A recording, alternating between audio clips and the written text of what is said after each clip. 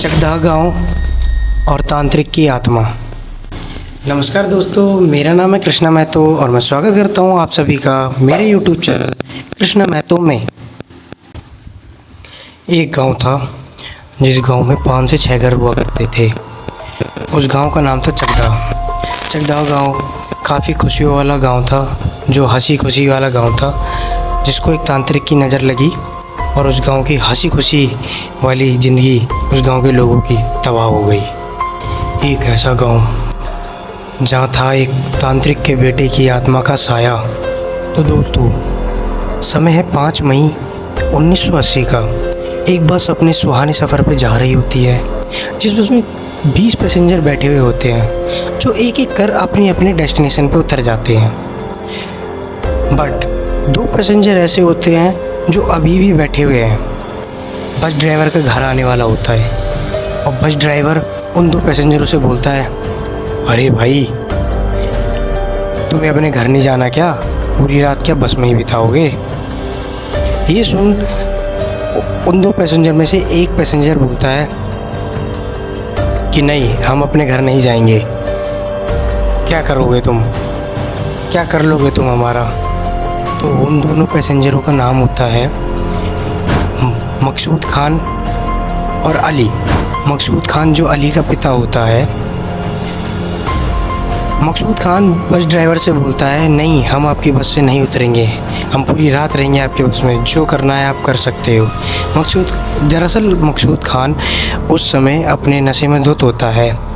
तो इस दौरान बस ड्राइवर और मकसूद खान की आपस में बहस हो जाती है, जिसको देख अली उस बहस को सुलझाने के लिए आगे आता है और बस ड्राइवर चलती बस से अली को धक्का मार देता है। अली जैसी बस से गिरता है, मकसूद खान बस को रुकवाकर वो भी तुरंत ही उतर जाता है और बस ड्राइवर अपनी जान छुड़ा के भाग जाता है। धक्का लगने के दौरान अली की मौत हो जाती है।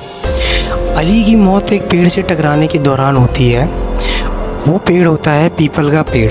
कहा जाता है पीपल के पेड़ में शाम ढलने के बाद भूत का साया होता है। तो अली उस पेड़ से ही टकरा कर मौके पे मर जाता है। अली की मौके पे मौत हो जाती है उस पेड़ से टकराने के दौरान। अली की लाश को पकड़ मकसूद पूरी रात रोया। मकसूद ने हर वो कोशिश की जो आम आदमियों के लिए कठिन सी साबित होती है, जिससे अली ज़िंदा हो सके।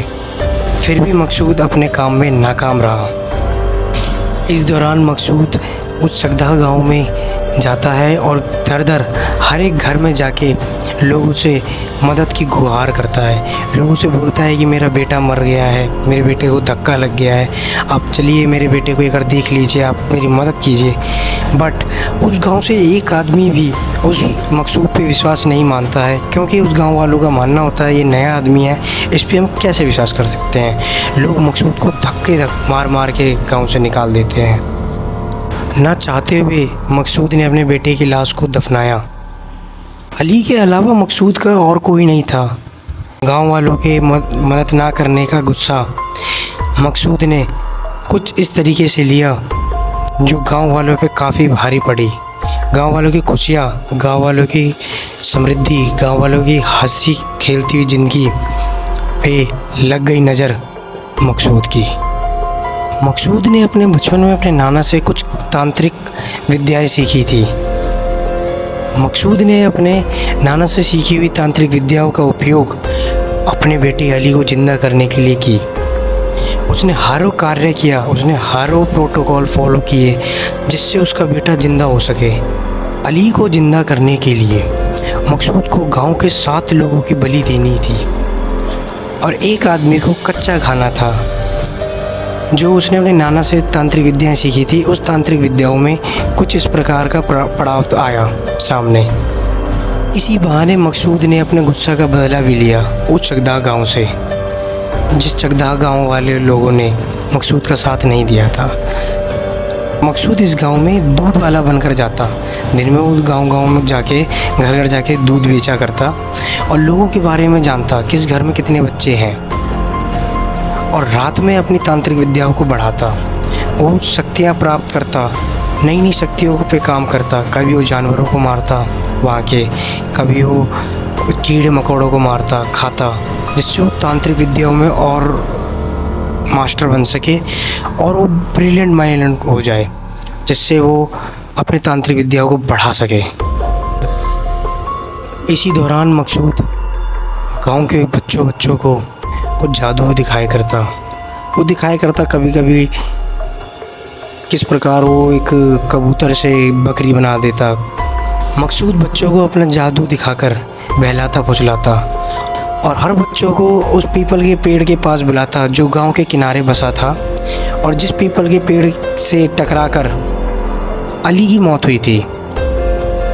मकसूद रोज़ाना हर एक नए बच्चे को बुलाता और रात में हर एक बच्चा उस पेड़ की तरफ जाता और मकसूद उस बच्चे की बलि दे देता। गांव वालों को रोज़ सुबह एक लाश मिलती। वो कुछ इस तरीके से मिलती कि जो बच्चे उस पेड़ की तरफ जाते थे उस मकसूद के पास, उनकी मुंडी मिलती पेड़ से लटकी हुई और उनका शरीर मिलता धरती पे पड़ा हुआ। मकसूद उनकी बलि देके उनकी मुंडी पेड़ से बांध दिया करता था और जो उनकी बॉडी है वो धरती के पास पड़ी रहती थी, पेड़ के जड़ के पास। और उस पीपल के पेड़ पे कौन से उर्दू में लिखा होता था, ये तो शुरुआत है, अली का जिंदा होना है, हर दिन एक नई मौत होती और सेम फॉर्मेट में होती। लोग देख के हैरान रहते, लोग समझ नहीं पाते कि क्या हो रहा है, कैसे हो रहा है।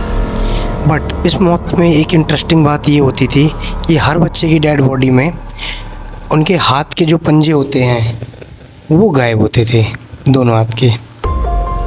मकसूद उन पंजों का करता ये था, उन्हें अपनी आग में जलाकर भून के एक हाथ वो खुद खाता था और एक हाथ अपने बेटे अली की कब्र पे छोड़ देता था। उसका मानना ये था कि अली रात में आता है और उस पंजे को खाता है। एक दिन मकसूद सुबह सुबह रोजाना की तरह चड्डा गांव में जाता है दूध लेकर, और उस दौरान एक बच्चे को जादू दिखाता है। बट वो बच्चा थोड़ा शातिर किस्म का होता है। मकसूद उस बच्चे को जादू दिखाता है और जादू देखते देखते वो बच्चा मकसूद के गले पे नजर डालता है और वो नोटिस करता है कि मकसूद के गले में एक ऐसी माला है थोड़ी अजीब सी है। ऊपर से वो माला पूरी सादी थी, नीचे से माला मोटी सी थी जो उसकी कमीज में छुप रही थी। वो माला मकसूद के आधे कमीज में ढक गई थी, जिस दौरान उस बच्चे को दिखा नहीं। बट फिर भी उस बच्चे को उस मकसूद पे शक होता है। मकसूद के हाथ में एक स्क्रैच होता है जो किसी पर नोचा हुआ होता है।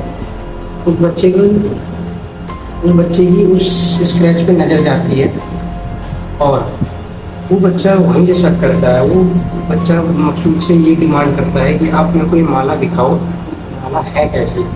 मकसूद डर के मारे वो माला नहीं दिखाता। बच्चा अपने घर चले जाता है और मकसूद उस घर से थोड़ा सा दूर जाके एक पेड़ के नीचे पानी पीता है और वो माला उतार के देखता है, उस माला को याद करता है। इंटरेस्टिंग की बात यहाँ पे भी ये बनती है कि उस माला में था क्या। दरअसल उस माला के अंदर था बच्चों के हाथ का जो पंजा मकसूद भून के आग लगा के पका के खाया करता था, उनकी जो हड्डियाँ बचती थी मकसूद उसको अपने माला में पिरोता था और उनको पहनता। मकसूद उस माला को देख के अपने गले में वापस पहन लेता है। इस दौरान वो वापस मुड़ के उस घर की तरफ जाता है और बच्चा वापस उस घर के बाहर खड़ा रहता है और इस पर वो अपने पिताजी को ये बता देता है। उसके पिताजी का नाम होता है किशन। अपने पिताजी यानी किशन को ये बताता है कि पिताजी इस दूध वाले में मेरे को शक है कि दूध वाले के हाथ में कुछ स्क्रैच है और ये दूध वाला मेरे को डेली जादू दिखाता है और मैं इनकी जादू नहीं देखता हूँ तो डेली मेरे को धमकाता है तो मेरा जादू थी। इस बात पे किशन को और शक होता है। किशन दूध वाली को बुलाता है अपनी तरफ।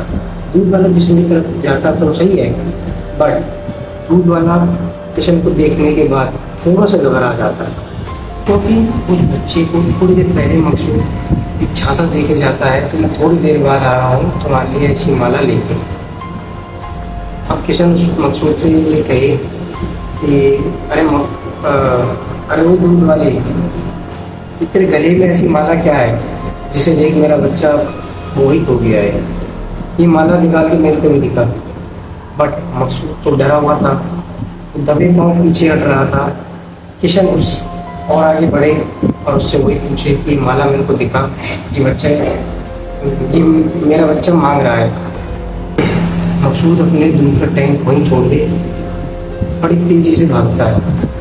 किशन उतने में किशन आवाज़ लगाता है, पकड़ो पकड़ो पकड़ो, ये चोर है चोर है चोर है, कुछ ऐसे करके किशन को लगता है मकसूद चोर है। उतने में गांव के चौराहे पे एक पहलवान भगते भगते आता है जो मकसूद को धड़ दबोचता है और मकसूद को वहीं गिराता है और मकसूद को इतना मारता है कि वो अधमरा हो जाता है। उसके बाद मकसूद अपनी तांत्रिक विद्या के बारे में बताता है लोगों को और लोगों को बताता है किस प्रकार अली की मौत हुई, किस प्रकार उसने बदला लिया चड्ढा वाले लोगों से। उसने बदला लिया चड्ढा गाँव के लोगों से। उन्हें बताया कि किस प्रकार उन्होंने मकसूद की मदद नहीं की तो मकसूद ने उनका बदला लिया और चाहता था कि अली जिंदा हो, लेकिन किस्मत में कुछ और ही लिखा था। तो कैसी लगी ये कहानी, आप कमेंट बॉक्स में अपना फीडबैक दे सकते हैं। अगर आपको ऐसी कहानी और सुननी है तो आप मेरे चैनल को सब्सक्राइब करिए, लाइक करिए एंड शेयर करिए। जय हिंद, जय भारत।